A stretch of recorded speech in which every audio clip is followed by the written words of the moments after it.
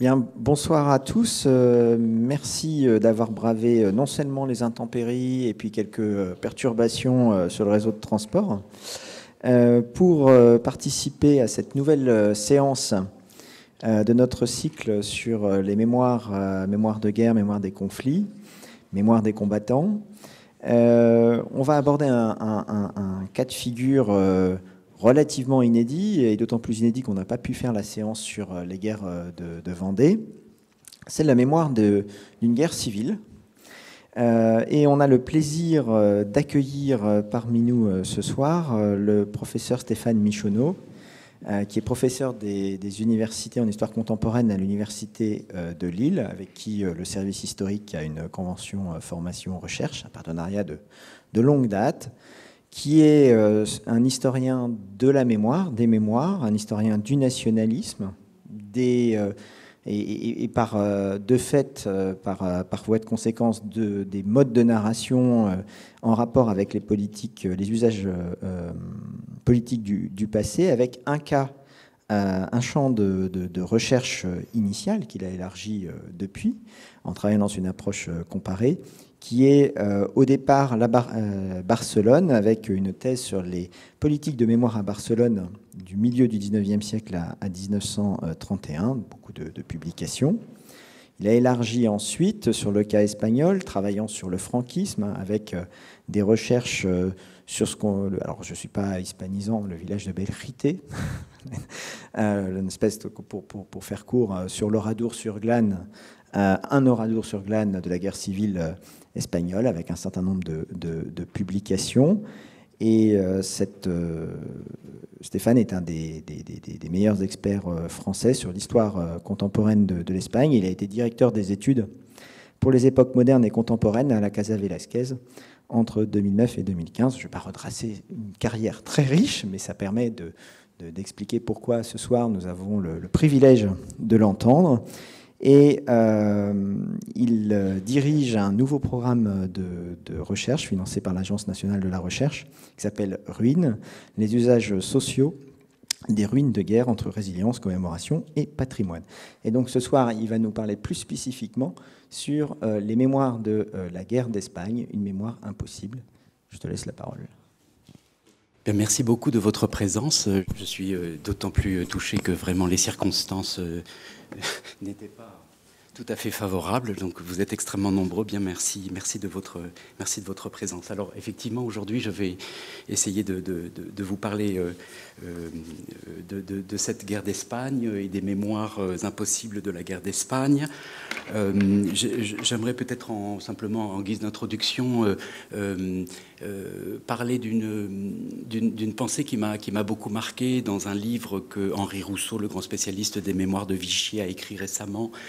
C'est un livre qui s'intitule Le temps des catastrophes et dans lequel il explique ce que c'est que la contemporanéité pour une société comme la nôtre. Qu'est-ce qui nous est contemporain? Et sa réponse est de dire ce qui est contemporain, c'est le temps écoulé depuis la dernière catastrophe. C'est très intéressant, comme si notre présent était suspendu en quelque sorte entre les catastrophes du passé et les catastrophes du futur. Alors, quelle est la dernière catastrophe? Bien, ça dépend des pays, naturellement. Et pour les Espagnols, il est bien certain que si l'on doit définir la contemporanéité espagnole, c'est le temps écoulé depuis la guerre civile. La guerre civile étant véritablement ce temps catastrophique qui marque comme un zéro, un avant, un après, et à la fois aussi un ground zero, c'est-à-dire une destruction du pays après laquelle une autre histoire s'ouvre. Donc je crois qu'encore aujourd'hui, la société espagnole est totalement travaillée par ce temps zéro de la guerre civile. Et on voit, et je vais essayer de vous expliquer de manière très simple, c'est-à-dire de manière chronologique, quelles sont les différentes étapes qu'ont traversé ces mémoires de la guerre civile depuis 1936 jusqu'à nos jours. Alors, dans une première partie, je voulais rappeler quelque chose qui passe en général inaperçu. Oui, je veux bien. Voilà cette première partie. Je voulais simplement rappeler qu'évidemment, les mémoires et les phénomènes de mémoire sont contemporains de la guerre civile. Ce n'est pas quelque chose qui intervient après la guerre. Et que la guerre civile est elle-même, c'est un aspect qui est souvent négligé, qui n'est pas vu, la guerre est elle-même une guerre des mémoires. Alors, en quoi cette guerre est en cela une guerre des mémoires? Eh bien, pour une raison très simple, surtout du côté franquiste, c'est que après le coup d'État du 18 juillet 1936, deux légitimités politiques s'affrontent, la légitimité démocratique de la République espagnole et de l'autre part des rebelles qui, eux, souffrent d'emblée d'un manque de légitimité démocratique, naturellement. Par contre, ils vont essayer de fonder leur régime sur une légitimité historique. Et ils ont donc un besoin, une nécessité absolue de manipuler l'histoire, de raconter l'histoire d'une certaine manière pour se donner en quelque sorte une profondeur historique qu'ils n'ont pas. Ainsi, chacune des parties belligérantes va manipuler, mobiliser la mémoire de manière extrêmement puissante. C'est aussi une manière de créer une forte identité dans chacun des deux camps, la mémoire étant principalement un outil de construction des identités collectives. Et chacun va mobiliser le passé de manière extrêmement intense, chacun puisant dans l'histoire de l'Espagne ce qui serait susceptible de renforcer son camp et de renforcer sa légitimité. Alors du côté des républicains, on mobilise une lecture, je dirais, libérale de l'histoire de l'Espagne, une histoire qui est profondément ancrée dans celle du XIXe siècle, où l'on fait référence à toutes les grandes révoltes populaires qui ont marqué l'histoire du XIXe siècle. On peut remonter même beaucoup plus loin. L'origine de la première grande révolte populaire, ce serait la révolte des Comuneros en 1521, contre Philippe IV, qui marque un petit peu le point d'origine de cette lecture libérale de l'Espagne. D'ailleurs, le drapeau espagnol républicain, à sa base, a la couleur violette, qui fait référence à la couleur et à la révolte des Comuneros. Donc toutes les révoltes libérales sont évidemment mobilisés, tous les grands martyrs de l'histoire libérale du XIXe siècle qui ont été régulièrement exécutés, l'histoire des révolutions populaires, la grande révolution de 1868 qui renversa la reine Isabelle II, et puis bien entendu le souvenir de la première République espagnole qui n'a duré qu'une année entre 1873 et 1874, une république très éphémère mais qui, dans son souvenir, reste extraordinairement vivace, en tout cas dans les années 30. À cela s'ajoute bien entendu la lutte et la mémoire antifasciste, qui est beaucoup plus récente et qui joue également un rôle important. Du côté des franquistes, la nécessité donc d'une lecture conservatrice de l'histoire se fait jour. Alors là, c'est une lecture beaucoup plus classique, beaucoup plus conservatrice, qui va mobiliser un certain nombre d'événements historiques, comme évidemment la reconquête contre les musulmans. Vous savez bien que les franquistes qualifient eux-mêmes leur propre mouvement de croisade. C'est évidemment une référence à la reconquête contre les musulmans. Une célébration continue des grands faits de l'unité de l'Espagne, le mariage des rois catholiques en 1473, la mémoire religieuse. Sainte Thérèse d'Avila est évidemment un événement, un personnage très important dans cette lecture conservatrice de l'histoire. La mémoire des guerres napoléoniennes aussi, qui fait l'objet d'un usage politique extrêmement intense. Les guerres napoléoniennes, on les appelle les guerres d'indépendance en Espagne. Enfin bon, appelons-les les guerres napoléoniennes. Ces guerres napoléoniennes en particulier, alors on peut le voir sur la diapositive suivante, fait l'objet d'un usage intense. La guerre civile espagnole est un moment de remobilisation des souvenirs des guerres napoléoniennes. Ça, c'est très intéressant. Alors, voilà deux exemples. À gauche, un exemple républicain. À droite, un exemple franquiste. Vous voyez que d'un côté comme de l'autre, cet événement est l'objet d'une remobilisation. Une chose qui est aussi intéressante de cette guerre civile des mémoires, c'est que la guerre civile n'est pas nécessairement vécue comme telle pendant le conflit. Alors ça, c'est quelque chose qui est un petit peu étonnant. On parle toujours de la guerre civile d'Espagne, mais en vérité, les acteurs eux-mêmes vivent la guerre comme une guerre contre un envahisseur. Du côté franquiste, on vit la guerre comme une lutte contre l'invasion communiste et contre l'invasion soviétique. Et du côté républicain, on vit la guerre comme une invasion allemande et italienne. De fait, 70 000 soldats italiens, ça n'est pas tout à fait rien. Alors la guerre n'est pas nécessairement vue comme une guerre qui déchire le corps national espagnol, mais comme une guerre contre une anti-Espagne qui est identifiée à un camp étranger. Ça, c'est une chose assez curieuse que l'on oublie souvent. Enfin, dernière chose que je voulais vous signaler. Alors, la diapositive suivante vous montre un petit peu cet aspect de cette guerre. Voilà, la guerre contre les étrangers. Levez-vous contre l'invasion italienne en Espagne. Voilà, la guerre civile est vécue comme une invasion étrangère, exactement comme les guerres napoléoniennes contre contre l'invasion française. Troisième diapositive aussi qui vous donne aussi un aspect très intéressant, c'est la mobilisation des mémoires régionales, qui est très importante. Et là, par exemple, ça c'est une affiche en catalan, une affiche catalane, on voit que la défense de la Seconde République se confond avec la défense des libertés catalanes au XVIIe siècle et se défend aussi à travers cet événement, le Timbaler del Bru, qui est un événement des guerres napoléoniennes qui est remobilisé à l'occasion de la guerre civile et qui fait référence à ce tambour qui a appelé la population à se révolter contre les Français en 1808. Bon, c'est un petit événement sans importance, mais qui, d'un point de vue symbolique, joue à ce moment-là un grand rôle. C'est la même chose au Pays Basque. Alors ça, c'est une chose très importante. En Espagne, les mémoires se jouent tout autant, et je dirais presque davantage à un niveau régional qu'à un niveau national. Ça, c'est une caractéristique très importante, et en cela, c'est très, très différent de ce qui peut se passer en France. Alors, guerre des mémoires, vous voyez qu'on mobilise énormément d'événements anciens, régionaux, locaux, nationaux, etc. Et puis, dernier aspect de cette guerre civile des mémoires, c'est que la guerre elle-même est source de légendes, la guerre elle-même est source de mythes, elle est source également de mémoires très importantes, au cours de la guerre, chacun des camps bâtit sa propre légende historique et guerrière et n'hésite évidemment pas à la mobiliser fortement.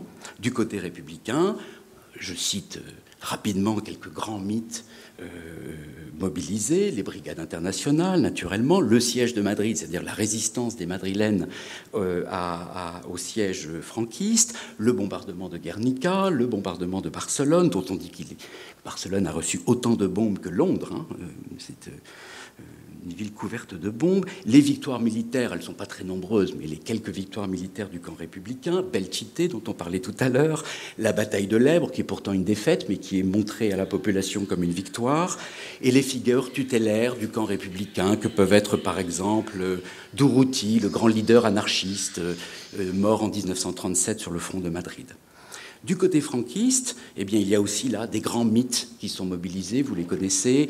Le mythe le plus important, c'est le mythe de l'Alcazar de Tolède, un épisode extrêmement célèbre de la guerre civile espagnole. Je pense que vous voyez à peu près... Bon, donc Tolède est assiégé par les troupes républicaines et les cadets de l'Alcazar de Tolède se réfugient dans le château et résistent au siège pendant 2 mois. Et le château est totalement détruit. L'Alcazar est totalement détruit par les bombardements républicains. Et finalement, au moment où véritablement ils sont à bout de leurs forces, les troupes franquistes libèrent les cadets de l'Alcazar de Tolède. Voilà, c'est le grand épisode de l'Alcazar de Tolède, où une poignée de militaires résiste à l'assaut républicain. Ça, c'est un des grands fondamentaux du mythe franquiste, c'est le mythe de Numance, le mythe de la résistance à l'envahisseur, et puis bien d'autres épisodes franquistes qui sont mobilisés, des sièges, le siège de Belchite, le siège d'Oviedo, et puis bien entendu tous les morts qui sont tombés pour la cause franquiste, qu'on appelle les caídos. Caídos, ça veut dire tomber. Voilà. Tous les gens qui sont tombés pour la cause franquiste et qu'on appelle les caídos, du verbe caer, tomber. Voilà, 2 appareils de propagande, vous le voyez, qui se mobilisent extrêmement puissamment l'un contre l'autre et qui font que la guerre est elle-même une guerre de mémoire.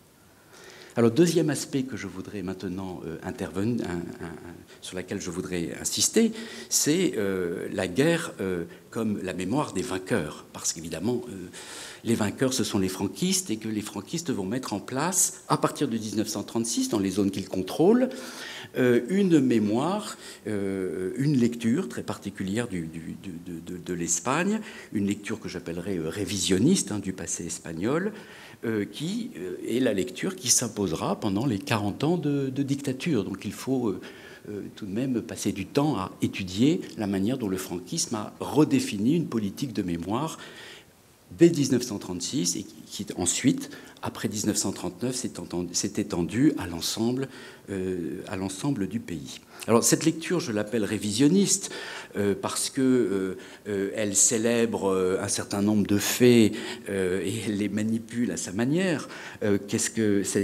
Qu'est-ce que cette lecture nous dit? Eh bien, elle célèbre évidemment tous les faits de résistance, en particulièrement les faits de résistance à l'invasion. C'est là où les grands mythes de résistance à l'invasion romaine, par exemple, sont réactivés de manière très forte, comme le mythe de Numance. C'est un petit peu le caractère indomptable de l'espagnol qui est là célébré à travers cette propagande franquiste.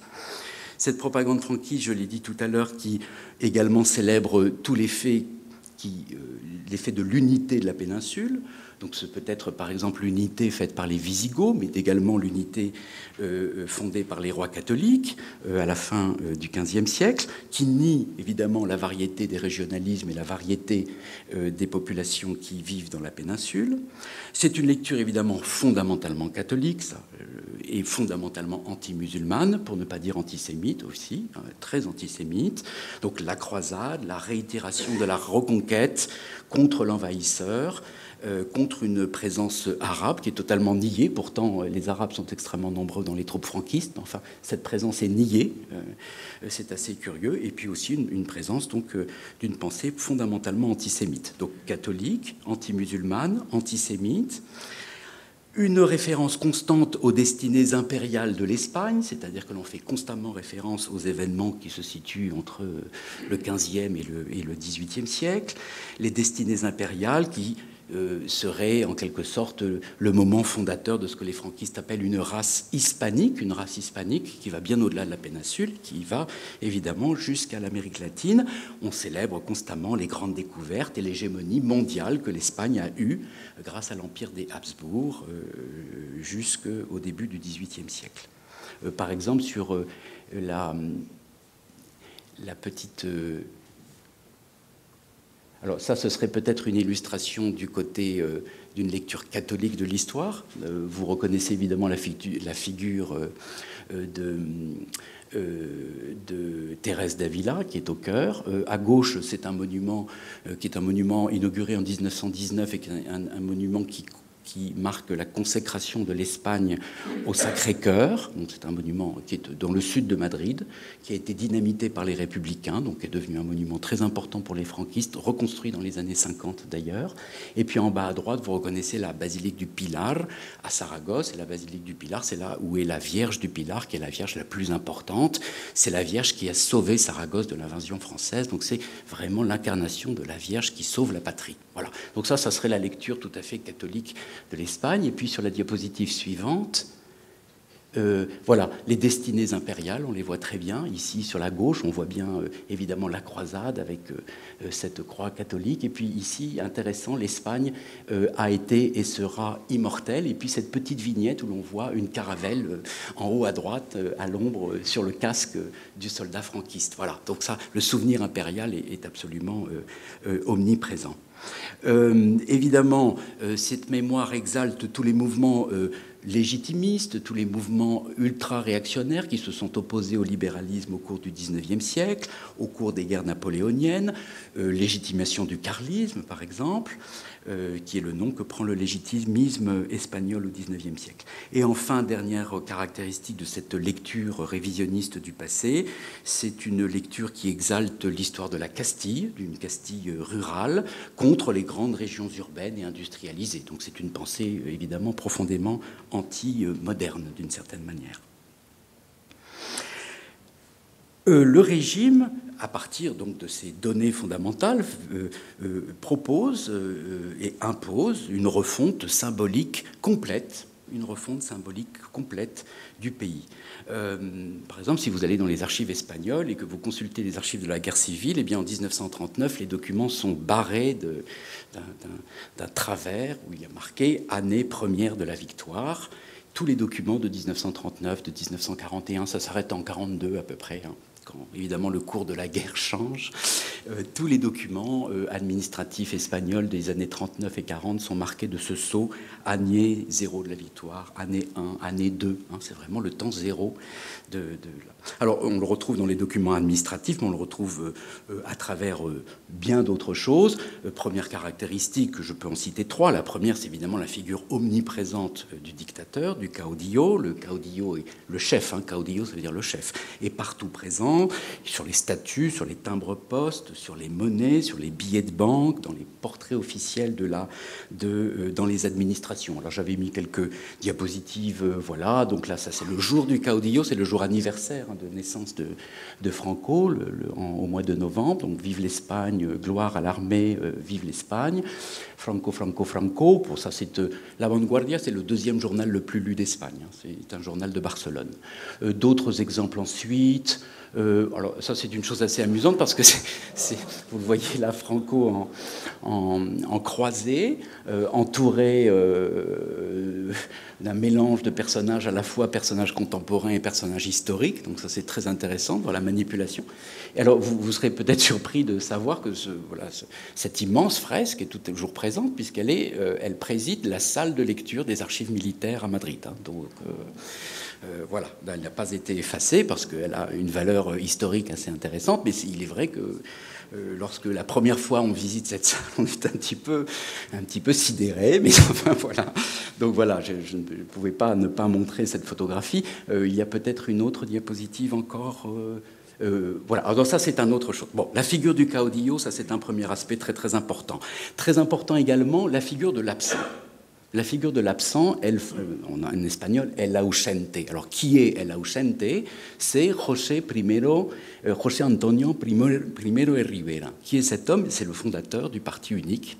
C'est le fondateur de la Phalange en 1932, qui est devenu sur le tas en 1937 le parti unique du régime franquiste. Et Primo de Rivera, comme vous le savez probablement, a été assassiné en 1936. Il se situait en zone républicaine, à Alicante. Il a été reconnu par les troupes républicaines, enfermé et assassiné donc les jours qui suivent le coup d'État du mois de juillet 1936. Alors sa disparition est un traumatisme pour les franquistes, que les franquistes vont beaucoup utiliser. C'est la figure de l'absent. Voilà, c'est le fondateur du mouvement fasciste et ce personnage est très commode pour Franco parce que comme il est mort, évidemment, il ne peut pas dire grand-chose, donc on peut lui faire dire absolument tout ce que l'on veut. Alors, Franco omniprésent, et puis El Ausente, qui est un petit peu l'équivalent de Franco, mais qui, lui, a l'avantage, évidemment, de se taire.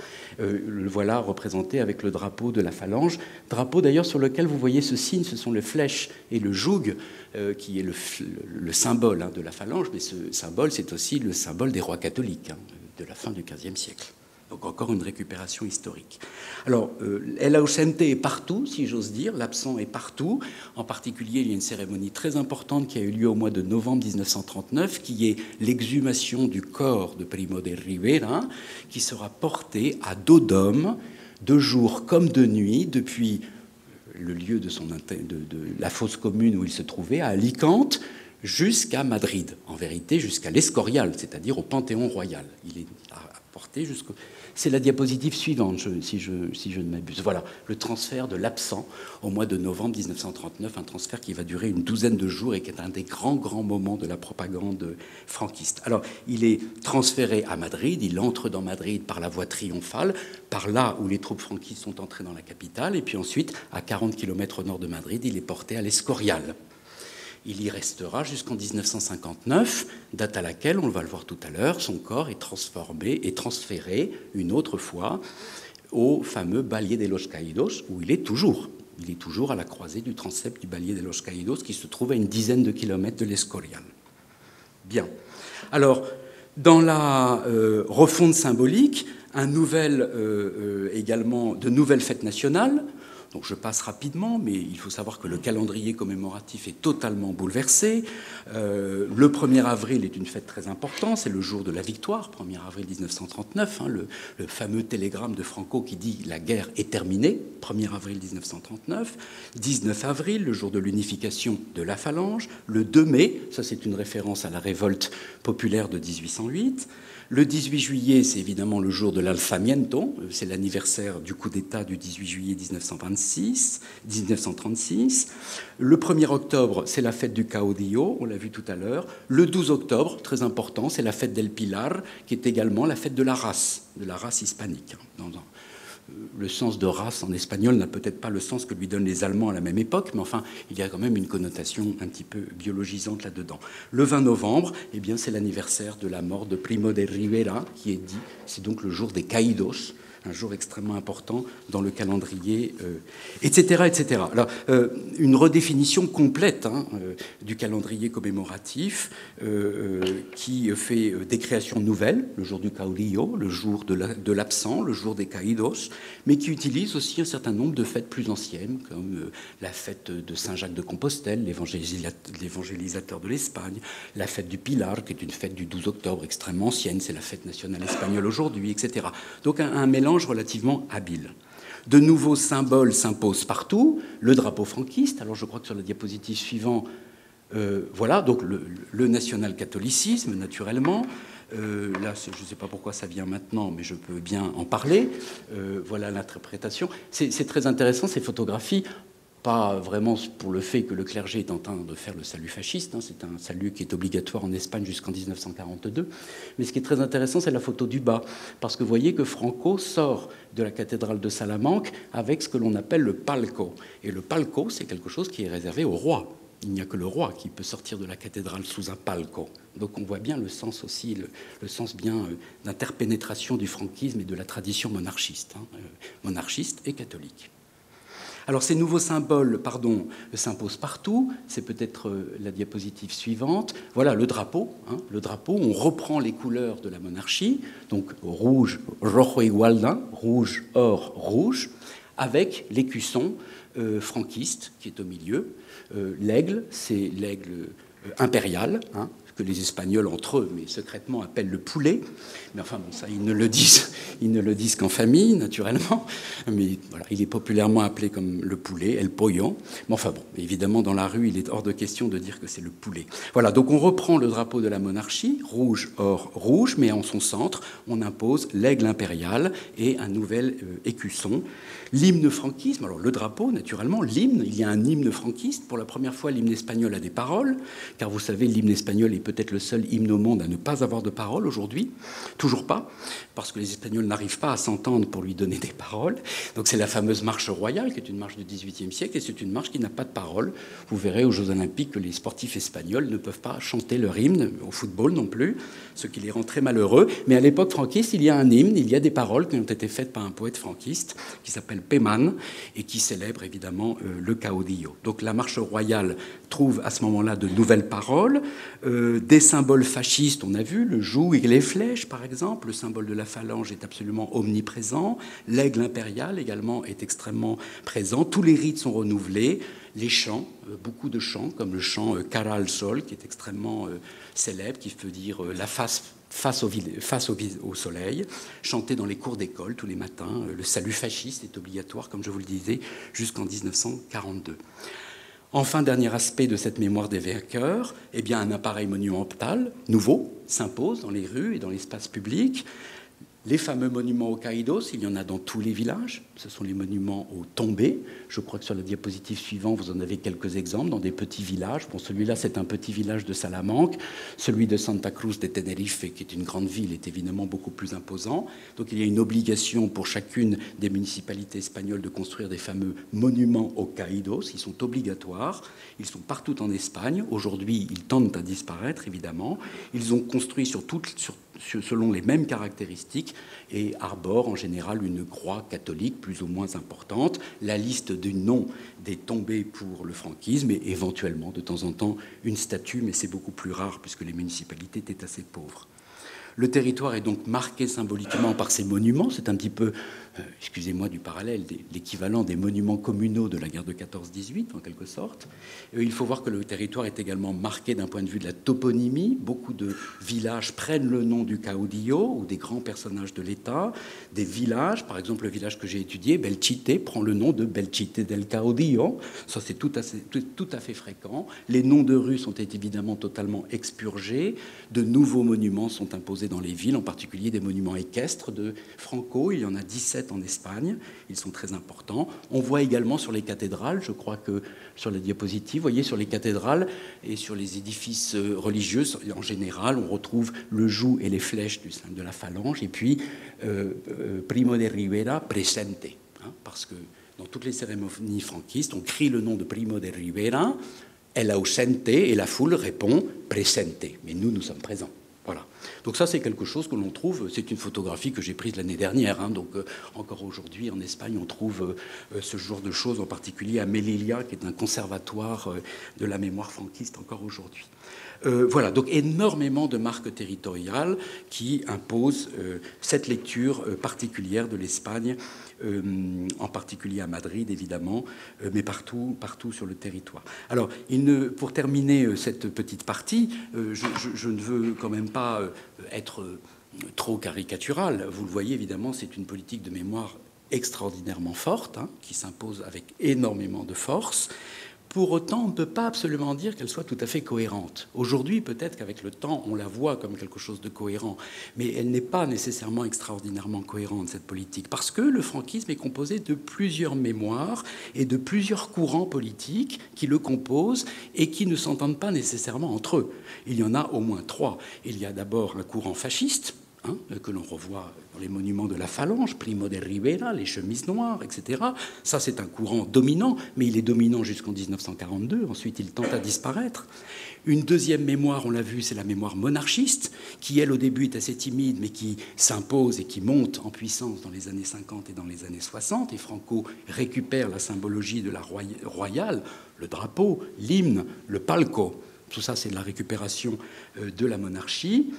Et puis, troisième mémoire, qui est plus discrète, mais qui est aussi importante, c'est la mémoire que l'on a vue dans la diapositive sur la religion, c'est la mémoire carliste, c'est-à-dire la mémoire légitimiste, que l'on trouve principalement au Pays Basque, en Navarre, dans le Pays Valencien, en Catalogne, une mémoire qui est plus circonscrite politiquement, mais qui est très importante parce qu'elle a un contenu religieux, je dirais, intégraliste, extrêmement puissant.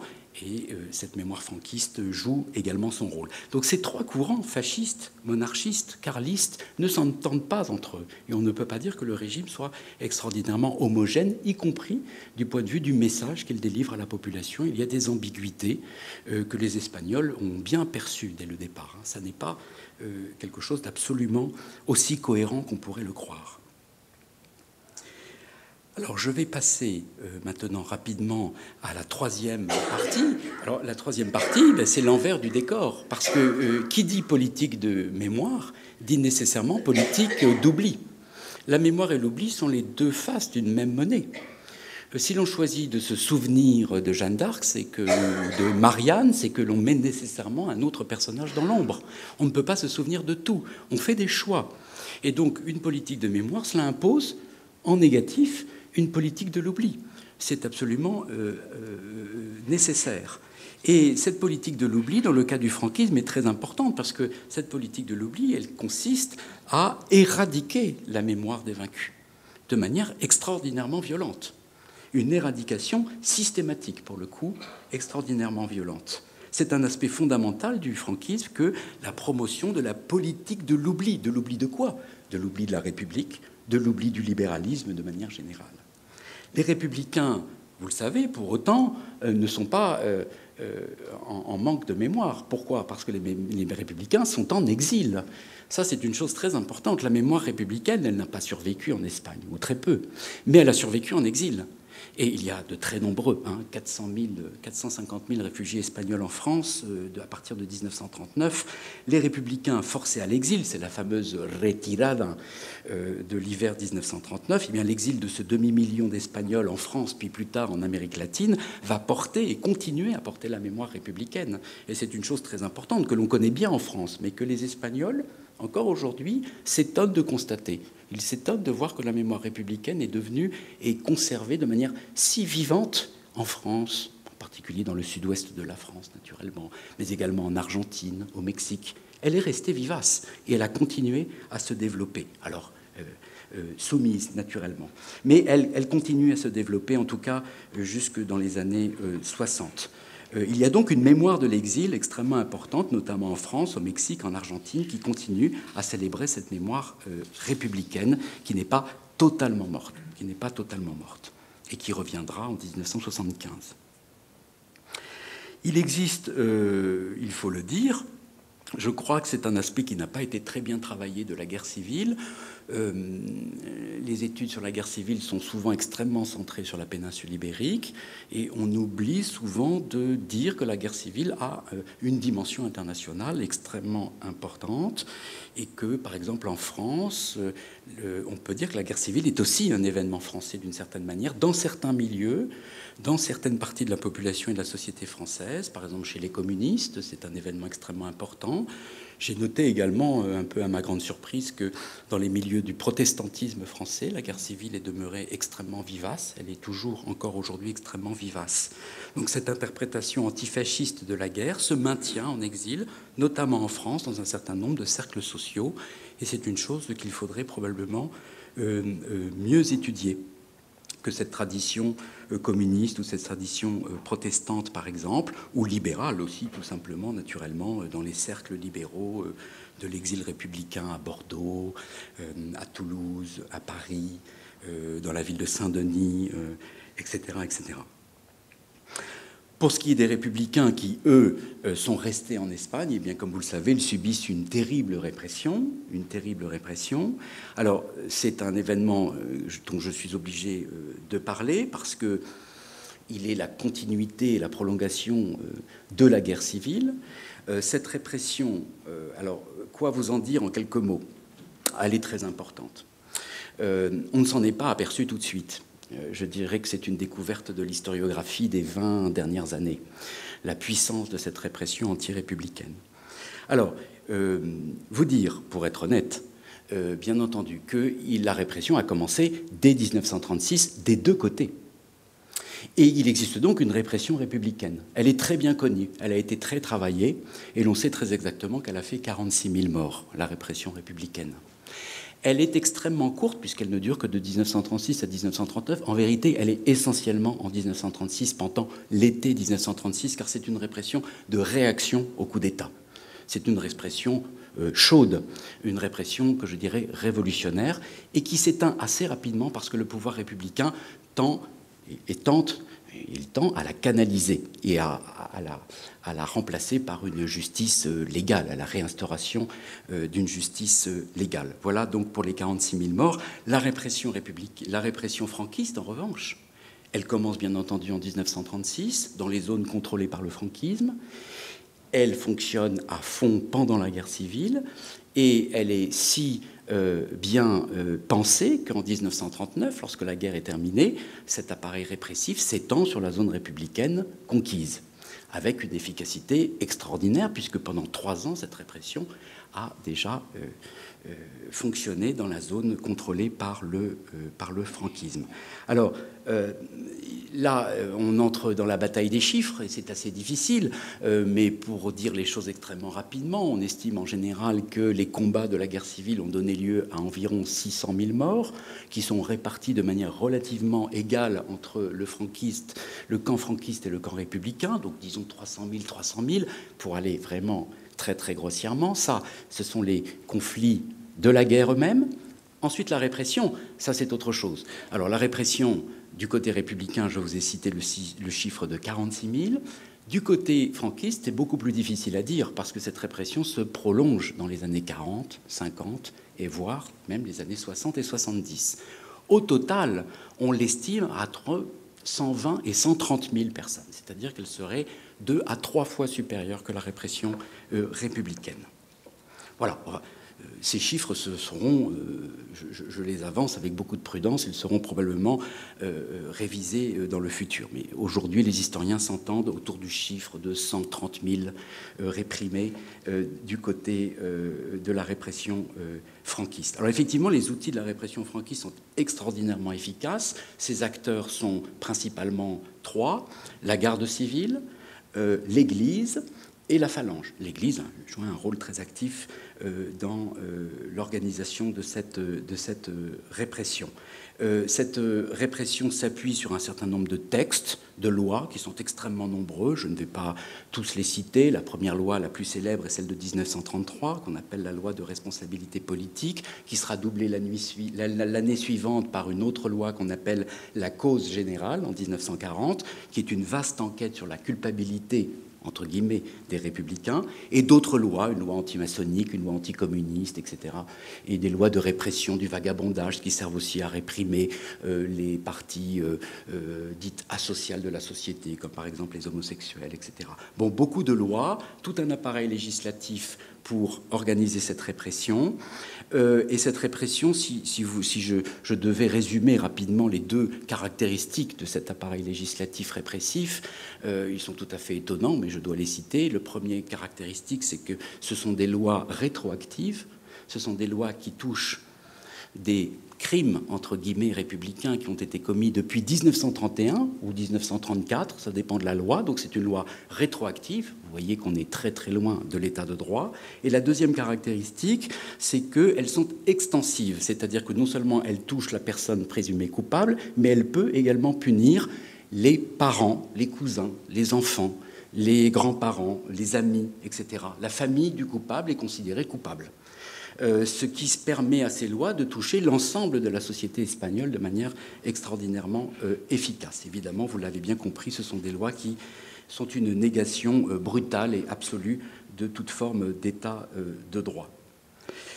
Alors cette répression, je voulais vous la citer et en parler rapidement parce qu'elle a son importance par la suite. Aspect supplémentaire de cette éradication de la mémoire des vaincus, c'est évidemment toute l'entreprise de négation des mémoires alternatives aux franquistes, c'est-à-dire négation de la mémoire républicaine, mais négation des mémoires régionalistes en particulier. Tous les noms de rues, tous les monuments, tous les symboles de la République sont littéralement liquidés en très peu de temps. Les noms de rues, les langues régionales, bien entendu, qui sont interdites, les monuments républicains, les monuments régionalistes sont tous abattus dès l'année 1939 et 1940. Je peux vous en donner peut-être un bel exemple. Alors, oui, alors là, j'ai manqué des diapositives, je vais peut-être les commenter. Bon, ça, c'est une photographie extrêmement célèbre qui est devenue probablement la photographie qui symbolise la fameuse retirada, c'est-à-dire le passage des 450 000 Espagnols à la frontière pyrénéenne dans l'hiver 1939. On a récemment retrouvé le nom de la petite fille. Voilà, il y a un an et demi, on a enfin pu mettre un nom sur le nom de cette petite fille. Bien, je passe. Ce sont des choses que vous connaissez. Ça, ce sont des documents que j'ai trouvés dans les archives militaires espagnoles qui sont bien intéressants. Ce sont des plans de camps de concentration. Oui, il y a la répression est menée dans une centaine de camps de concentration dans toute l'Espagne. Il se trouvait que dans le village que j'étudiais, Belchite, il y a un des plus grands camps de concentration espagnols qui a reçu jusqu'à 1200 prisonniers. Et c'est le camp de Belchite. Alors, on ne le voit pas très bien, mais enfin, voilà. Un baraquement. Et j'ai même retrouvé, c'est la diapositive suivante, un certain nombre de photographies de ce camp. Alors on le voit en haut à gauche par avion, on ne le voit pas très bien. En bas à gauche, on voit les prisonniers qui sont en train de saluer le matin. Et le camp est organisé, bien entendu, autour d'une petite chapelle. Et on ne voit pas bien, mais sur la façade de la chapelle, il y a un énorme écusson qui représente l'aigle impérial du franquisme. Et puis ça, ce sont des photographies que j'ai retrouvées par miracle dans les archives. C'est extrêmement rare, des photographies du travail des prisonniers républicains dans les camps franquistes. Voilà, donc je tenais à vous les montrer parce que ce sont des documents relativement exceptionnels. C'est tout à fait... J'étais assez étonné de trouver cela. Mais il y a eu des campagnes photographiques. Voilà. Donc voilà, ça c'était pour illustrer la répression. Alors voilà, ça c'est un bel exemple d'un monument qui a été éradiqué et supprimé par le franquisme. Qu'est-ce que c'est que ce monument? C'est un monument très important à Barcelone qui se trouve à la croisée des deux plus grandes avenues de Barcelone, que sont le Paseo de Gracia et la Diagonale. Ce monument traditionnel, ce croisement, on l'appelle le Cinc d'Horus. Bon, ça fait référence à une figure d'un jeu de cartes espagnol. Enfin bon, je passe. C'est le nom populaire de ce croisement. Alors, voilà, à ce croisement... la République a érigé sur la gauche, vous le voyez, un immense monument, un monument à la République, qui a été inauguré le 14 avril 1936, donc 3 mois avant le coup d'État. Et ce monument, qui est très célèbre à l'époque, qui est un des plus grands monuments républicains érigés à l'époque, la République a eu très peu de temps pour ériger des monuments, 4-5 ans, c'était pas beaucoup de temps. Et il y a un médaillon d'un célèbre personnage, Francesc Pi Maragall, qui a été le premier président de la première République espagnole. Voilà, donc un beau monument à la République que vous voyez sur la gauche. Eh bien, ce monument a été simplement transformé en monument à la victoire franquiste. Voilà, et on le voit ici à droite. Donc on l'a débarrassé de cette statue qui ornait son sommet, qui était trop républicaine au goût des franquistes, naturellement. On y a mis une autre statue à sa base qui était une statue qui, à l'origine, était censée représenter la République. Bon. Alors on l'a rhabillée et ensuite on a refait son bras pour que le bras ressemble à un salut fasciste. Donc voilà, donc maintenant elle est au goût du jour. Et puis on a déshabillé la statue, on a enlevé évidemment le médaillon de Pi Maragall. Et puis ce tout, vous le voyez, on a mis un aigle impérial tout en haut, ça, bien entendu. Et voilà le monument à la victoire. Donc en très peu de temps et avec finalement une économie de moyens assez extraordinaire, on retourne le gant et le monument républicain devient le principal monument franquiste de Barcelone. Voilà. Et c'est un monument qui est en place jusqu'au début des années 80. Je vous en reparlerai un peu tout à l'heure. Voilà. Donc, vous voyez que l'appareil monumental républicain est totalement débarrassé et que donc l'éradication de la mémoire des vaincus est une opération bien menée, menée de manière extrêmement efficace et systématique. Voilà, mémoire et oubli, ça fonctionne toujours en couple. Ça, c'est toujours très intéressant. Alors, si maintenant on avance un petit peu dans le temps, d'autant plus que je suis extrêmement bavard, je ne sais même pas à quelle heure j'ai commencé. Vous pourrez me le dire. Ça va ? Alors je voulais aborder peut-être un quatrième temps, en avançant un petit peu dans le temps, maintenant que j'ai essayé de dresser le portrait de cette histoire des mémoires pendant la guerre et dans l'immédiate après-guerre. Que se passe-t-il ensuite dans les années suivantes ? Eh bien, il y a un tournant de l'histoire des mémoires espagnoles, et ce tournant date du milieu des années 60. Et ça, j'aimerais beaucoup vous en parler. On assiste à partir des années 1960 à une forme de remise en cause du récit que je vous ai exposé, ce récit franquiste. Une remise en cause de ce récit et de ces mémoires franquistes.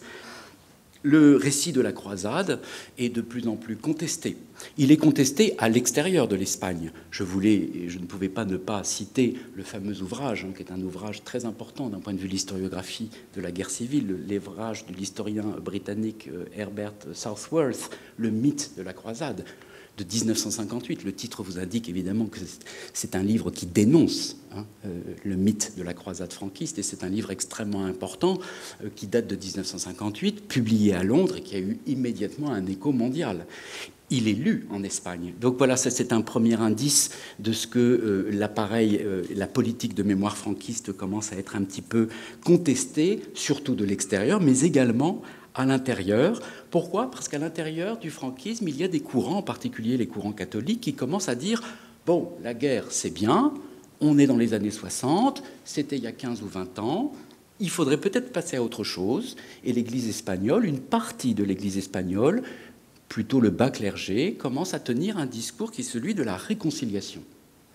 Un discours que Franco rejette, bien entendu, absolument. Donc dans une partie de l'Église, chez une partie des monarchistes, on commence à réfléchir à des formes de transition de la dictature à autre chose et à des formes de réconciliation des Espagnols 20 ans après les événements de la guerre civile. Donc il y a quelque chose qui est en train de bouger et qui est assez intéressant au début des années 60. Je crois que le moment clé, c'est l'année 1964. L'année 1964, c'est le 25e anniversaire de la fin de la guerre civile. C'est ce que Franco va appeler les 25 années de paix. Alors, oui, une paix avec 130 000 morts dans les fosses communes, enfin bon, les années de paix. C'est la célébration des années de paix. On voit sur la diapositive suivante, je crois, puis on reviendra en arrière, voilà, une célébration à travers une médaille des 25 années de paix. Alors cette célébration des 25 années de paix en 1964 est très très intéressante. Pourquoi ? Eh bien parce qu'on pourrait dire qu'à partir de 1964, le régime est en train d'évoluer. Il ne fonde pas tant sa légitimité sur la victoire pendant la guerre civile que sur sa capacité à promouvoir la paix sociale et la prospérité économique. C'est aussi le tout début du miracle économique espagnol. C'est les années 60, c'est le moment où l'Espagne renonce à une politique économique autarcique et s'ouvre, en particulier aux crédits américains, bien entendu, et s'ouvre au commerce avec l'Union, avec l'Europe.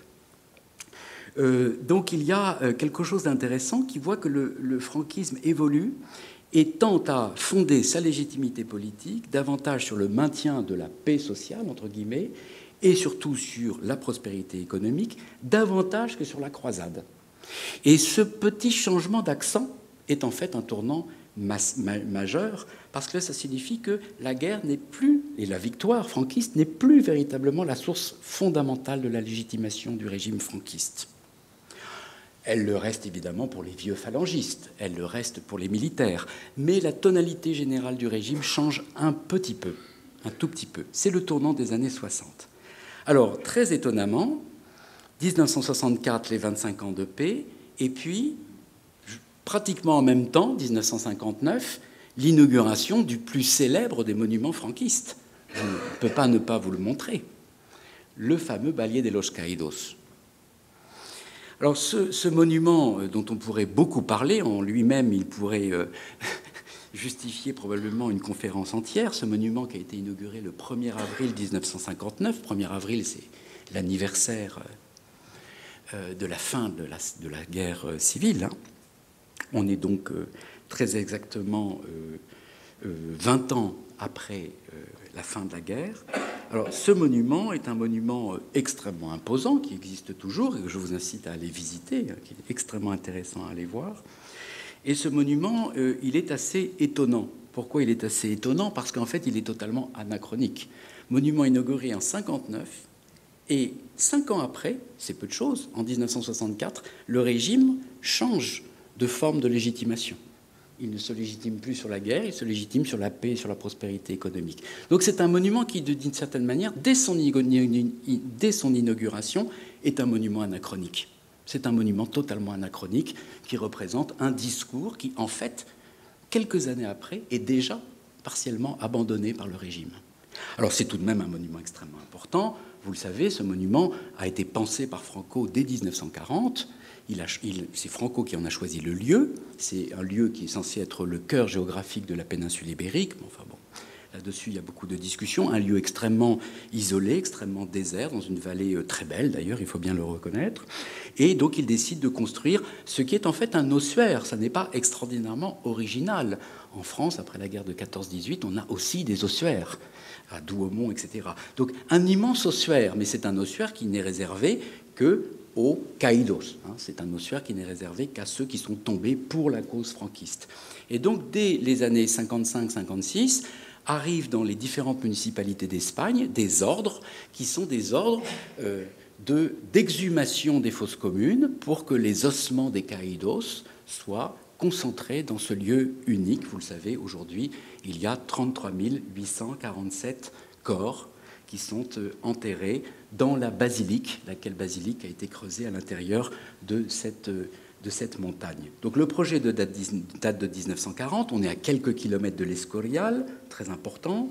La construction de l'ensemble, vous le savez, a été faite par la mobilisation d'une main-d'œuvre captive. Ce sont 6 000 prisonniers républicains qui, bien souvent, ont perdu la vie en creusant cette immense basilique. Pour vous dire, les dimensions sont tellement importantes qu'on me dit qu'on pourrait y loger la cathédrale de Paris à l'intérieur. Donc c'est quelque chose d'extrêmement imposant. C'est une immense basilique creusée à l'intérieur du roc. Elle fait 162 mètres de long, 35 mètres de haut. Enfin, c'est quelque chose de très important. Et puis à son sommet, l'érection de ce qui est la plus haute croix du monde, 142 mètres de haut. Autrefois, on pouvait monter en haut, mais maintenant c'est terminé. Derrière, il y a un monastère qui est là, un grand monastère qui est un centre d'accueil touristique, mais qui est aussi un centre religieux très important, tenu par des bénédictins encore aujourd'hui. L'architecture, vous le voyez, en 1959, est une architecture d'inspiration fasciste. encore cette espèce d'anachronisme. L'anachronisme, il est aussi totalement esthétique de ce point de vue-là. Alors, les municipalités ont été invitées, enfin, ont été commandées à exhumer toutes les fosses communes qu'il y avait dans le pays, j'en reparlerai, il y en a des milliers, pour transférer les cendres et les restes des caídos. Alors, le problème, mais on l'a découvert récemment, c'est que les municipalités, j'imagine, ont reçu cet ordre, elles ont fait ça à la va-vite comme elles ont pu. On savait parfaitement qu'il y avait des fosses communes un peu partout, on les a déterrées, on a pris les ossements, on les a envoyés à Madrid. Le problème, c'est que dans ces fosses communes, le plus souvent, il y avait des républicains. Et donc aujourd'hui, il y a beaucoup de républicains, mais on ne sait pas où ils sont, qui sont donc enterrés là-dedans, juste à côté de José Antonio Primo de Rivera. Et puis, jusqu'il y a 2 mois, ils étaient aussi à une dizaine de mètres de Franco, ce qui a heurté un petit peu les familles de victimes. Bon, voilà, donc ça, ce sont des choses que l'on a pu prouver extrêmement récemment. Le plus important, c'est que le corps de José Antonio Primo de Rivera est transféré en 1959, en attendant que Franco y trouve sa place en 1975. Mais faites attention, je lis dans la presse en ce moment que le Valle de los Caídos est un mausolée à Franco. Pas du tout, c'est faux. Franco n'a jamais songé être enterré là. Jamais. Il ne l'a jamais dit, il ne l'a jamais souhaité. Pourquoi? Mais pour une raison bien simple. C'est le monument aux Caídos. Mais Franco est mort dans son lit. Ce n'est pas un Caídos, Franco. José Antonio, oui. Mais Franco n'est pas un Caído. Donc il n'a rien à faire là. Mais qui a pris la décision de mettre Franco? C'est le roi. C'est Juan Carlos I en 1975. Ce n'est pas une décision du franquisme, ça. Hein, c'est une décision de la monarchie et en 1975. C'est tout à fait différent. Bon, en tout cas, de part et d'autre de l'autel se situe José Antonio. Et puis, jusqu'il y a 2 mois, le corps de Franco qui est arrivé très tardivement en 1975. La dernière exhumation dans ce lieu a eu lieu en 1983. 1983, ça fait déjà longtemps que l'Espagne est entrée dans la transition démocratique. 8 ans après la mort de Franco, les exhumations ont continué au temps de la transition démocratique. Ça, c'est une chose en général que l'on ignore.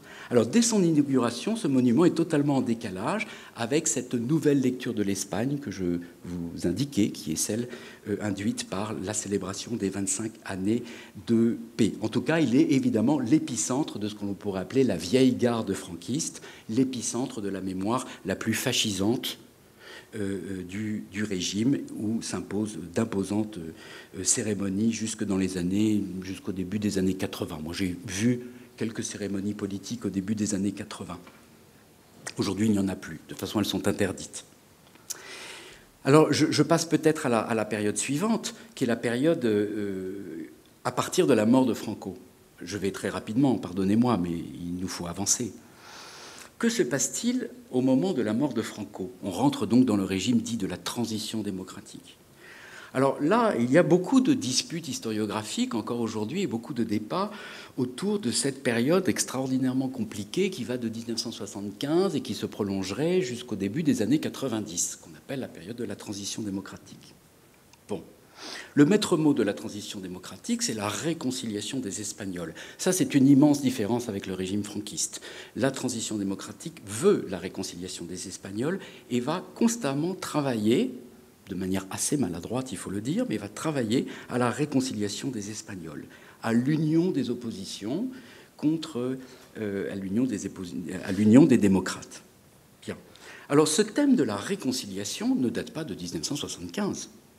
Ce thème de la réconciliation des Espagnols, comme je vous l'ai dit tout à l'heure, est un thème très ancien. En fait, c'est un thème qui surgit dans la société espagnole et dans la vie politique dès les années 50. Et il y a un texte très intéressant du Parti communiste en exil, qui date de 1956 et qui en appelle à la réconciliation des Espagnols par-delà les oppositions de la guerre civile. 1956, c'est un texte absolument fondateur. Pourquoi c'est un texte fondateur? Parce que ça signifie qu'au milieu des années 50, un certain nombre d'oppositions aux franquistes, de camps d'opposition aux franquistes, sont désormais prêtes à tourner la page et à passer à autre chose. On ne parle plus de la guerre civile, réconcilions-nous. Pour quel objectif? Pour construire une Espagne démocratique. Et c'est cette idée qui est évidemment le fondement de l'union des oppositions au franquisme. À partir de 1956, et à partir non seulement de ce texte, mais aussi des grandes révoltes étudiantines qui ont lieu à Madrid et à Barcelone cette même année. Donc on date en général le discours de la réconciliation, qui est le discours fondateur de la transition démocratique de l'année 1956. C'est très intéressant parce que 1956, on est aussi proche de Vatican II. Et évidemment, l'arrivée de Vatican II va conforter ce discours de la réconciliation parce que les catholiques également, à partir de Vatican II, vont tenir ce discours de réconciliation à l'intérieur de l'Espagne dans les années 60. Alors, réconcilions les Espagnols, très bien. Construisons la démocratie de demain, très bien. Il faut donc s'unir. Et en 1956, dans les grèves étudiantines de Madrid, on a un phénomène absolument incroyable. C'est l'union des enfants républicains avec l'union des enfants du franquisme. C'est-à-dire que la nouvelle génération se ligue contre le régime.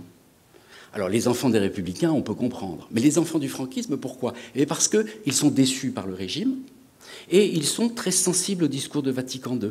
Et ils voient bien les limites de la politique sociale du franquisme. Et ils se retournent contre leur père. Et ils se retournent contre les régimes. Et c'est là que, c'est tout jeunes gens, ils ont 18 ans, 19 ans, on voit l'union des enfants du franquisme et des enfants de la République se cristalliser en 1956 dans les grèves universitaires de Madrid. Parmi ces jeunes gens, par exemple, Felipe González, il a cet âge-là. Ce sont tous les cadres politiques de la transition démocratique qui sont en train de se coaliser dès les années 50. Alors, cette union est une union peut-être contre nature, elle est compliquée, bien entendu, et pour qu'elle fonctionne, il faut une condition. Et la condition, c'est quoi? C'est de ne pas parler de ce qui a divisé nos parents. Donc, on ne parlera pas de la guerre civile. C'est le sujet sur lequel on maintient un strict silence, parce que ces générations qui sont porteuses d'avenir, qui sont porteuses de la future démocratie espagnole, pour qu'elle fonctionne, pour qu'elle s'unisse, pour qu'elle lutte contre le régime franquiste, eh bien, il faut nécessairement passer sous silence ce qui a divisé leurs parents, c'est-à-dire passer sous silence la guerre civile. Et c'est à ce moment-là que se configure ce que l'on pourrait appeler une politique de silence. Une politique de silence. Et donc, naturellement, en 1975, c'est cette politique de silence qui s'impose à l'ensemble du pays. On ne parle plus de la guerre civile d'un point de vue politique. Alors, ça ne veut pas dire qu'on n'en parle pas dans les familles, hein. Il ne faudrait pas croire qu'en Espagne, on ait oublié la guerre civile. Pas du tout. Tout le monde, personne ne l'a oublié. Personne ne l'a oublié. Mais je dirais que, comment vous faire comprendre? Je dirais que la clé de la transition démocratique, ça serait l'idée qu'on se souvient parfaitement des choses, mais on n'en parle pas. On va se taire précisément parce qu'on s'en souvient très bien.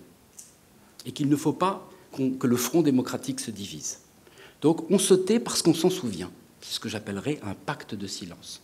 Aujourd'hui, cette chose-là, j'y reviendrai, est interprétée comme un pacte d'oubli. Moi, je ne pense pas qu'il y avait oubli. Il y avait silence. Il y avait une véritable volonté de la part de cette nouvelle génération politique de ne pas exploiter politiquement les divisions qui avaient divisé les parents. Oui, ça c'est certain.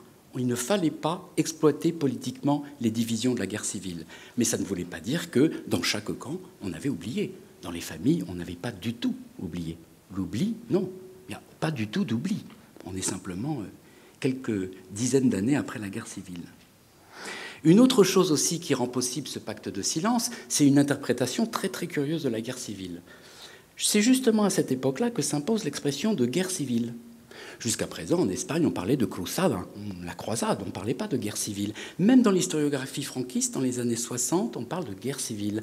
La guerre civile, ça veut dire que la guerre civile aurait été une guerre fratricide qui a divisé les Espagnols. Bon. Alors cette vision fratricide, pas fraternelle, mais fratricide de la guerre civile, elle est très contestable. Elle est très contestable parce que, je vous l'ai dit, la guerre civile, c'est aussi une intervention étrangère massive. Ça n'est pas qu'une guerre entre Espagnols, la guerre civile espagnole, loin de là. Bon. Mais on tend à la nationaliser d'une certaine manière et à la voir comme une dispute de famille. Une dispute dont il serait temps de tourner la page. Bien. Pourquoi cette vision, je dirais, fratricide, presque fraternelle de la guerre civile? On s'est battu entre frères.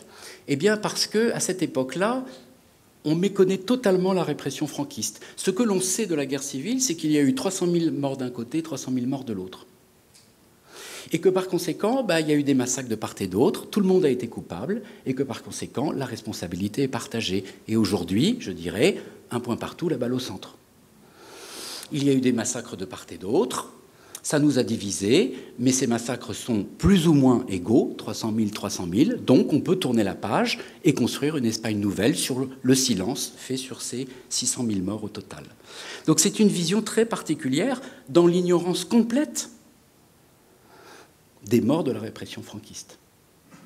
D'une certaine manière, voilà, on a tué d'un côté, les rouges ont tué, les franquistes ont tué, chacun a tué dans un nombre relativement équivalent, donc passons à autre chose. Et on peut passer à autre chose parce que, justement, il y a une sorte d'équilibre du conte morbide de la guerre civile. Voilà la vision qu'on a dans les années 50 et dans les années 60. C'est plus du tout, évidemment, la vision qu'on a aujourd'hui.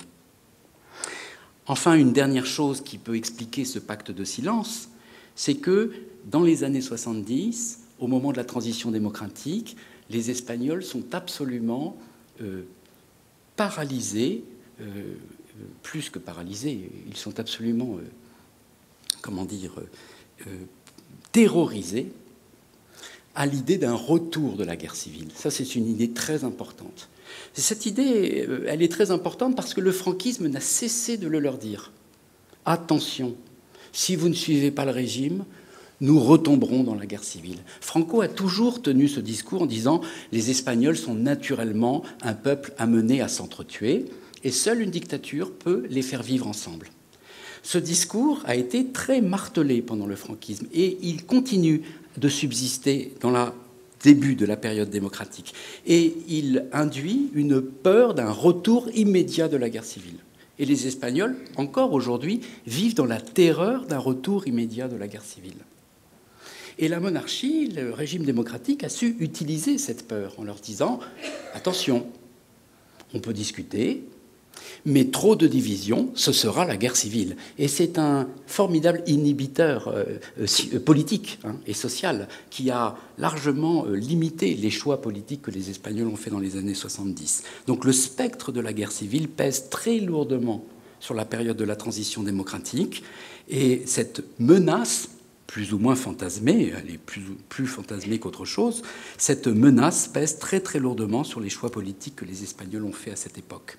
Et elle explique aussi cette politique de silence, le fantasme d'un retour de la guerre civile. C'est très important.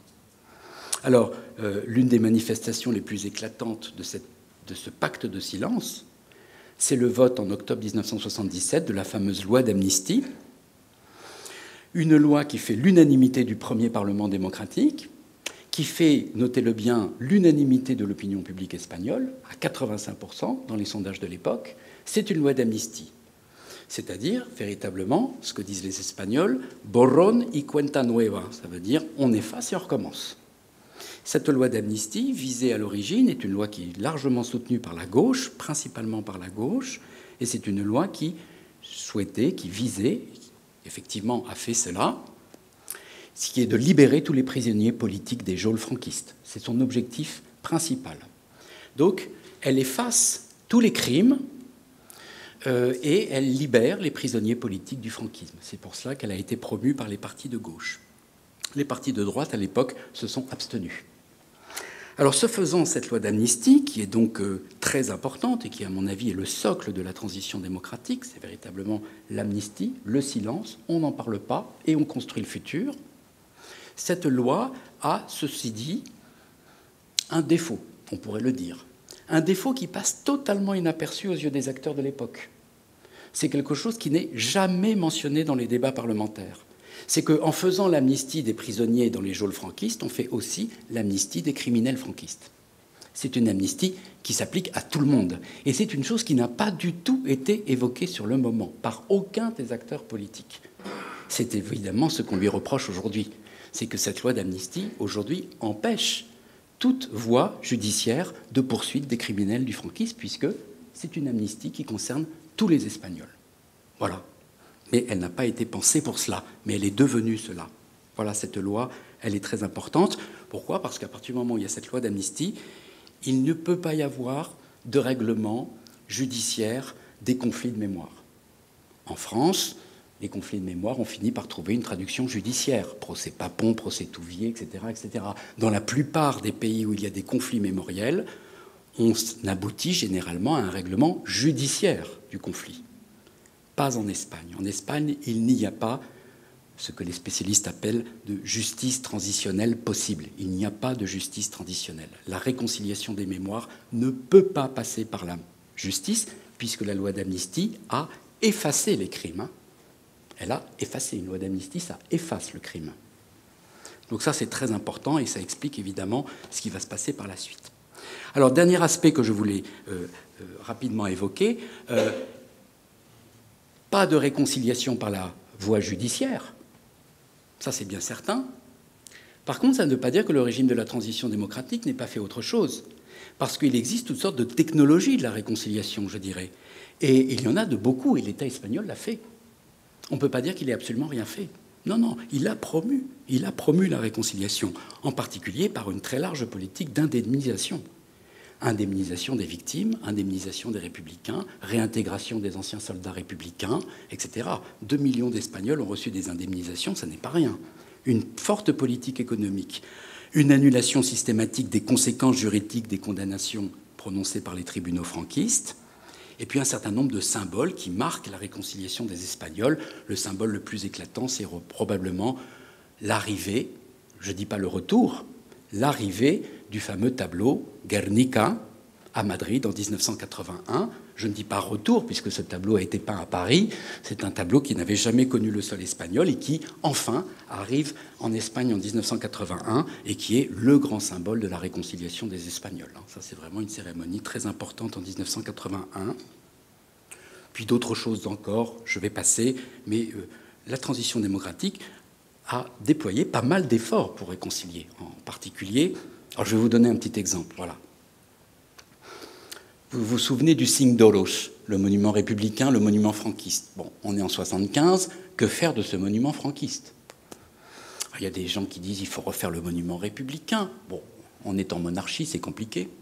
Il y a des gens qui disent qu'il faut conserver le monument franquiste. Non, quand même pas. Alors que fait la monarchie? Très intéressant, elle déshabille le monument. Et aujourd'hui, à Barcelone, vous avez un obélisque, rien autour. Et comment s'appelle la place de cet obélisque? Eh bien, elle porte le nom du roi. Voilà, je trouve que voilà, c'est une politique de réconciliation. On déshabille les monuments, des monuments extraordinairement conflictuels. Il y a des gens qui se sont entretués. On déshabille le monument, et puis voilà, c'est donc plus un monument, c'est plus rien. Aujourd'hui, quand on demande aux Barcelonais c'est quoi, ils ne savent pas. Ils disent c'est un obélisque. Oui, ok, d'accord. Et puis, comment on appelle la place? La place, elle porte le nom du roi. Voilà, je trouve que ça, c'est vraiment une politique de mémoire très intéressante, une politique qui cherche à réconcilier les Espagnols de manière un peu maladroite, mais enfin, voilà, politique du silence aussi. On impose le silence. On déshabille le monument et on met le nom du roi. Voilà, le silence est maintenu. Alors, il est bien certain, pour terminer, que sur cette quatrième partie, puis je vais terminer très rapidement, vous voyez bien que le régime de la transition démocratique n'a pas affronté la question du passé. Elle l'a esquivée. Elle en a fait le tour, d'une certaine manière. Elle a ignoré cette question du passé, qui était une question qui demeurait dans la société espagnole extrêmement vivace. Parce qu'encore une fois, dans les familles, dans le monde éditorial, dans le monde universitaire, on ne cessait de parler de cela. Donc il y avait une distorsion entre les souvenirs qui surgissaient dans la société et la manière dont le régime gérait ce silence que je dirais presque embarrassant. Très intéressant, la phrase qui me semble bien résumer tout ce que je vous ai dit dans la diapositive suivante, une phrase très intéressante de Felipe González, chef du gouvernement socialiste, vous le savez. Eh bien, que dit Felipe González? La guerre, en 1986, la guerre est définitivement de l'histoire. Elle n'a pas et ne doit pas avoir de présence vive dans la réalité d'un pays dont la conscience morale ultime se fonde sur la liberté et la démocratie. Passez votre chemin, il n'y a rien à voir. Et c'est le chef du gouvernement qui le dit. On lui reproche beaucoup cette phrase aujourd'hui, comme vous pouvez l'imaginer. Alors, dernier temps, Diapositive suivante. Dernier temps, que se passe-t-il en Espagne aujourd'hui? Évidemment, j'imagine que c'est peut-être pour cela que vous avez fait l'effort de venir jusqu'ici. Alors, depuis les années 2000, c'est un virage complet. C'est le temps du tout mémoire, dirait Pierre Morat. L'Espagne est rentrée dans un régime d'hypermnésie. C'est exactement l'inverse. Maintenant, il y a une super mémoire de la guerre civile. Enfin, on va le voir. Le consensus du silence s'effrite.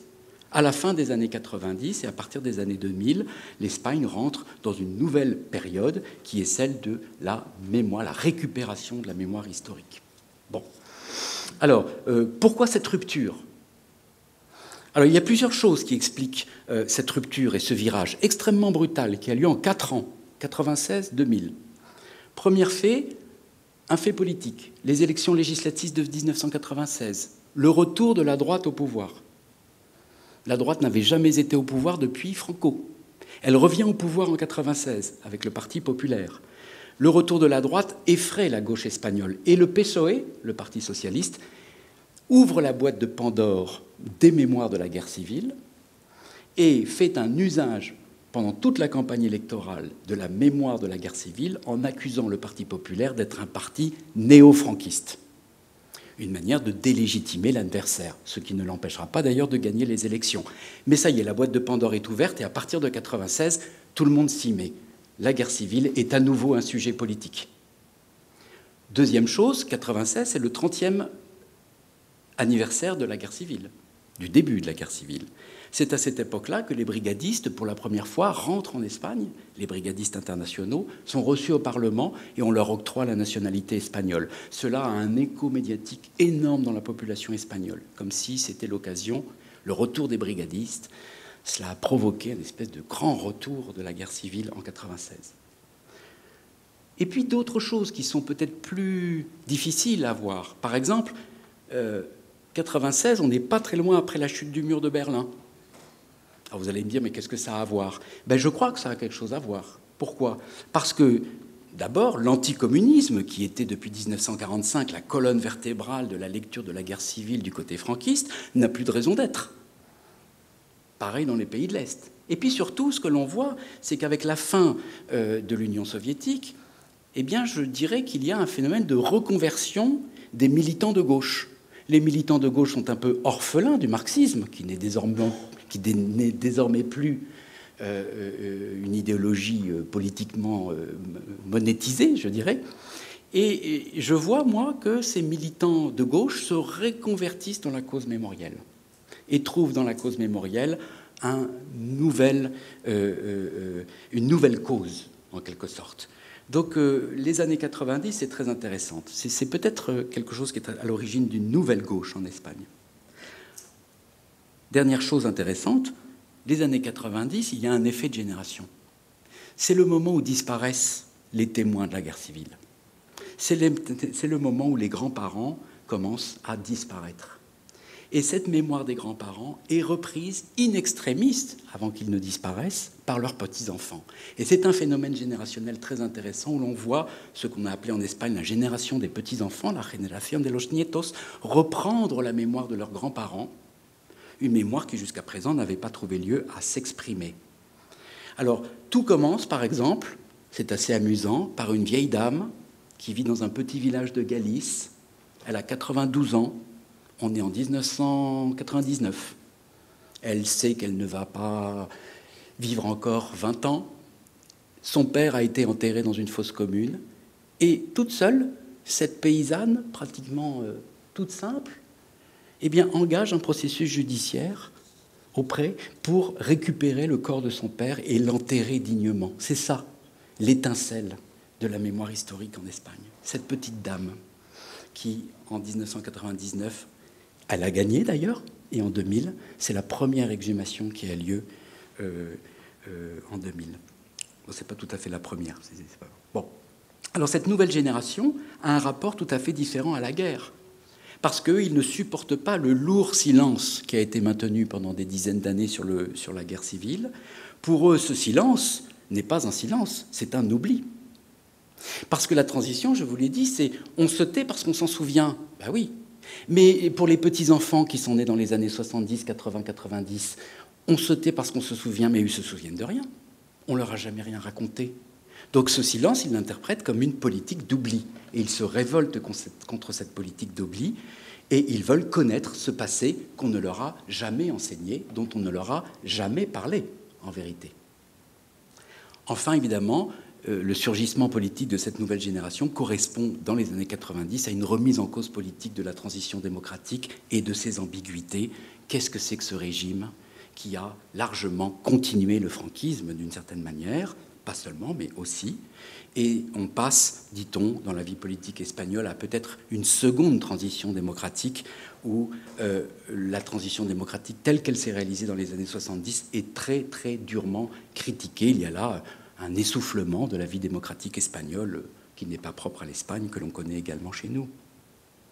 Alors tout cela a pour résultat une montée en puissance de la fameuse récupération de la mémoire historique, un mouvement extrêmement fort qui naît en 2000 avec la fondation d'une association qui s'appelle l'Association pour la récupération de la mémoire historique. C'est en général la naissance de cette association qui est reconnue comme le point de départ de ce grand mouvement. À sa suite, des centaines d'associations vont lutter pour la fameuse récupération de la mémoire historique. En 2005, on en comptait déjà 170. Aujourd'hui, je n'ai pas le décompte, mais je pense qu'il y en a des centaines partout en Espagne, à tout niveau, pour récupérer la fameuse mémoire historique. Les régions les plus en pointe sont pas nécessairement les régions les plus réprimées, d'ailleurs. Ce sont en général les régions où il existe de forts puissants et de puissants partis nationalistes. La Catalogne, le Pays Basque sont à la pointe de ce mouvement, la Galice aussi. Pourquoi ? Parce que ce sont ces partis nationalistes qui sont au pouvoir dans ces régions, sont des partis qui ont été victimes du franquisme et donc qui ont porté le mouvement de la récupération, qui l'ont politisé et qui l'ont porté d'un point de vue institutionnel dans les différentes communautés autonomes de Galice, de Catalogne et du Pays Basque. Cela conduit à une vague d'exhumations extrêmement célèbres, qui ont été, vous le savez, extrêmement médiatisées. Je crois que sur la diapositive suivante, on les voit. Bon, excusez-moi, les photographies sont un peu morbides, mais enfin voilà, beaucoup d'exhumations de fosses communes. Alors le fameux problème des fosses communes, qui est devenu évidemment le cœur de ce mouvement de récupération de la mémoire historique. Combien y a-t-il de fosses communes en Espagne ? On ne sait pas. Très exactement, on ne le sait pas. Il y a eu un décompte qui a été fait par le ministère de l'Intérieur, je vais vous le montrer après, qui dit qu'il y en a 2000. Aujourd'hui, on estime plutôt qu'il y en a entre 2600. Voilà, entre 2600 et 3000, on ne sait pas très exactement. Voilà, il y aurait 3000. Ce qui fait de l'Espagne le pays le plus fourni en fosses communes après le Cambodge. Voilà, un record intéressant. Alors, sur ces 2600 fosses communes, jusqu'aujourd'hui, c'est un chiffre qu'on m'a donné il y a quelques jours, il n'y en a que 170 qui ont été ouvertes. Alors ça commence en 2000, on est très loin du compte. 170 sur peut-être 2600, 3000 fosses communes. Mais le mouvement commence à ce moment-là, et comme je vous l'ai dit, les régions du nationalisme alternatif sont en général le pied. Alors se constitue autour de l'exhumation une nouvelle mémoire, une mémoire de la guerre civile, une mémoire qu'on a appelée souvent une mémoire à pied de fosse, une mémoire extrêmement émotive où les ossements vont servir d'argument, de preuve de la violence de la dictature. Vous noterez qu'avec ce phénomène des exhumations, ça n'est pas tant la mémoire de la guerre civile qui pose problème que la mémoire de la répression franquiste qui a suivi. Ce n'est pas tout à fait la même chose. L'accent s'est légèrement déplacé.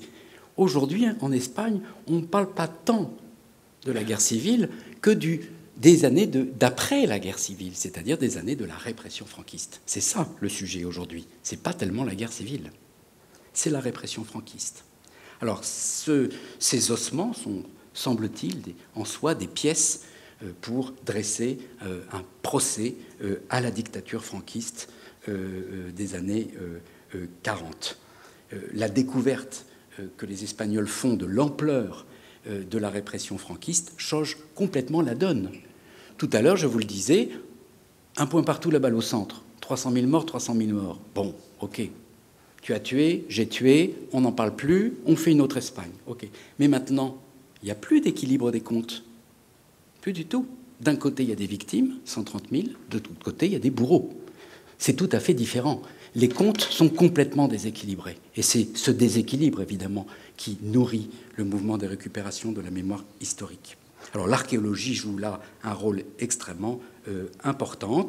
Et il n'y a pas que les exhumations. Alors là, sur la photographie suivante, vous avez une capture d'écran du site du ministère de l'Intérieur qui vous montre les environ 2000 fosses qui sont répertoriées aujourd'hui en Espagne. Mais je pense qu'en vérité, il y en a un petit peu davantage.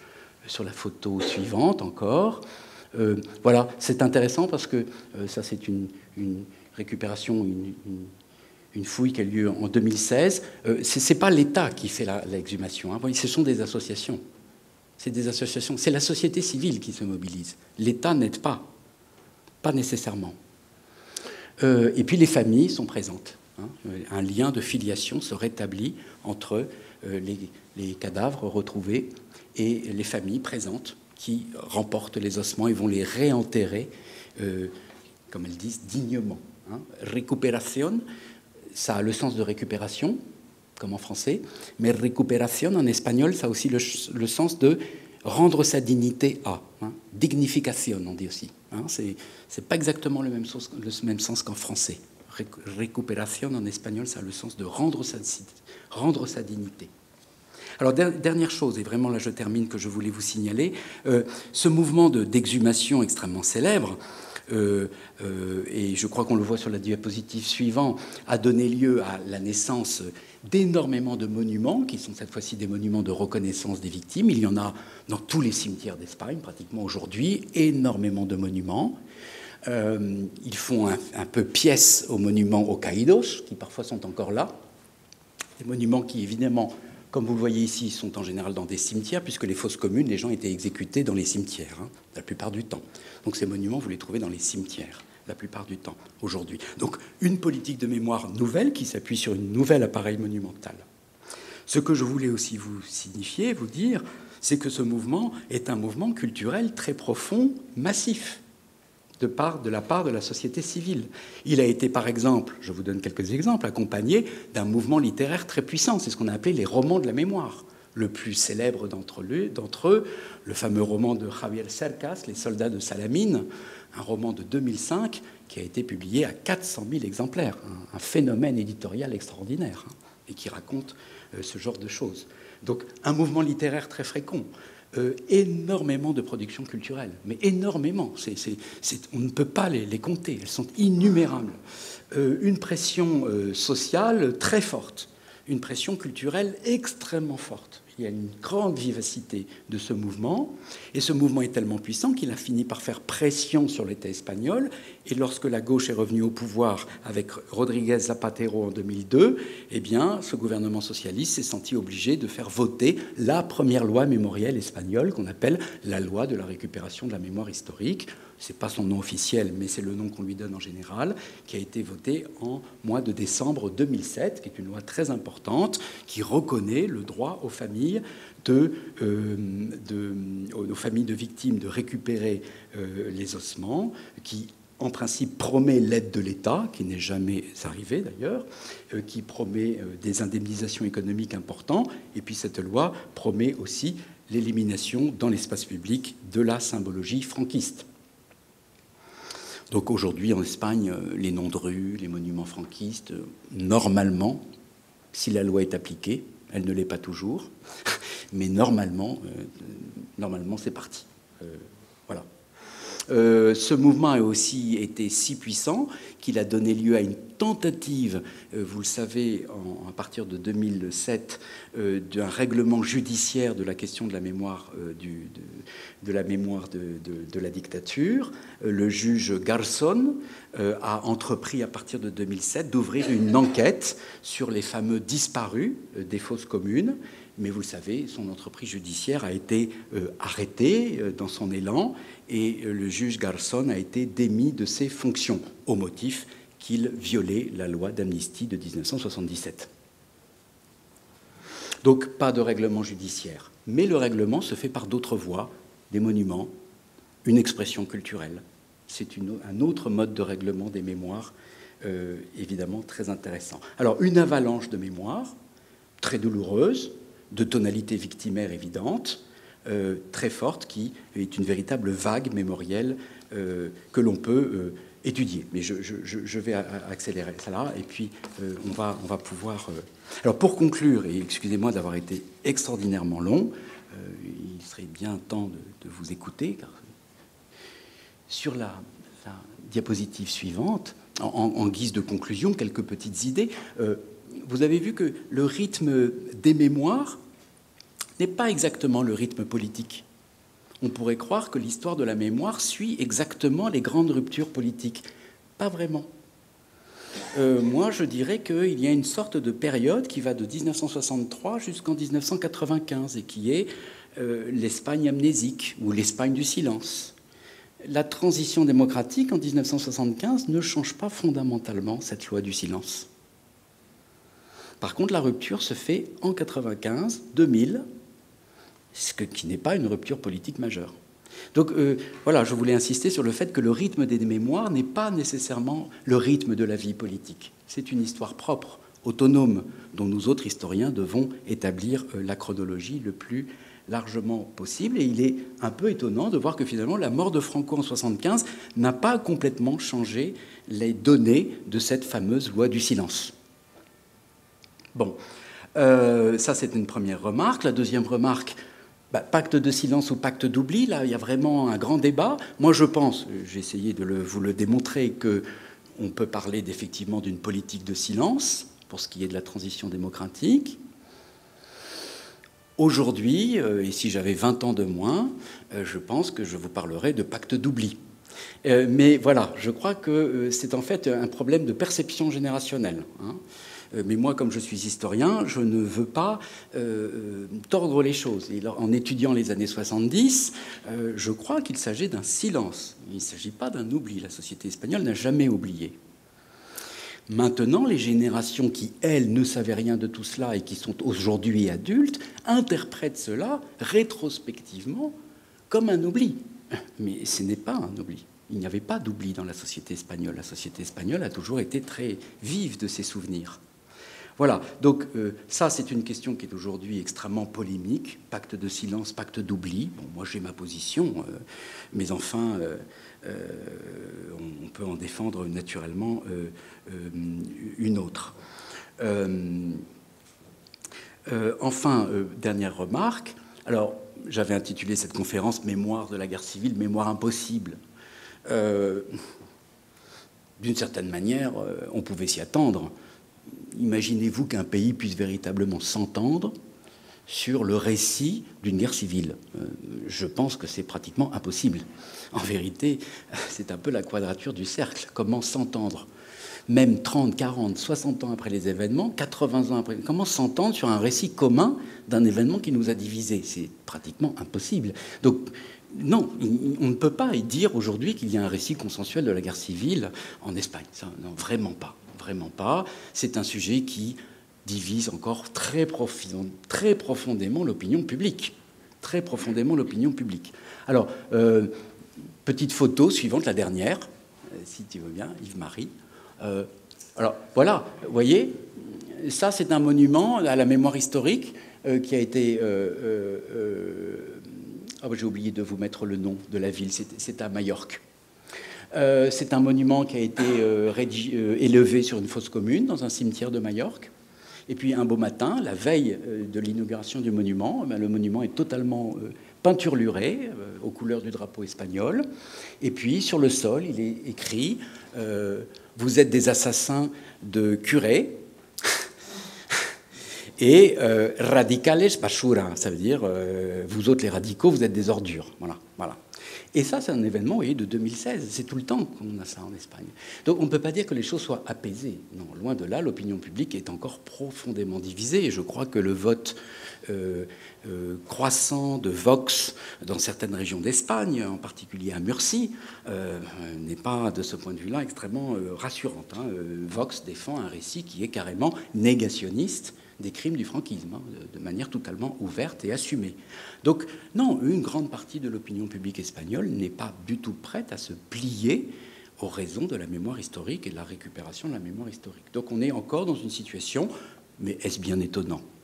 une situation extraordinairement conflictuelle dont je ne sais pas si de mon vivant j'en verrai la résolution. J'espère, mais bon. Merci beaucoup de votre attention.